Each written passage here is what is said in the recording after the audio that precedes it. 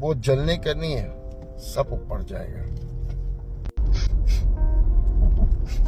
कुछ जलने का बास आता है, क्या बात है, किधर से जलने का बास आता है? अरे भाई लोग, मैं आप लोग को एक चीज बोलता हूँ,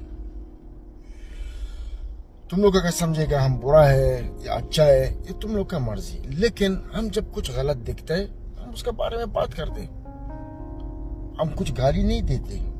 जैसा वो हमको ऊपर वीडियो बनाया, हमको गाली दिया, वो स्टार्ट किया, तो हम खुद हैरान हो गया। हम तक ना उसका कंपनी का नाम लिया, ना उसका नाम लिया, कुछ हम नहीं बोला, और हम उसको हेल्प भी किया।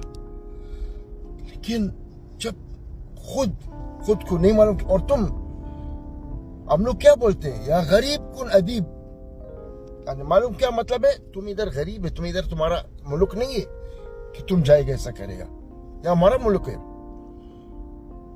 अच्छा, और हम सिर्फ तो सिर्फ रास्ता दिखाते हैं, सबके साथ अच्छा बात करते हैं। तुम लोग छोड़ते हैं कि इंसान जानवर बनेगा। तो आप लोग जैसा जो ये हरकत करता है, ये चोरी करते हैं, इसको झूठ बोलते हैं, उसको झूठ बोलते हैं, वो जलने का नहीं है, सब ऊपर जाएगा।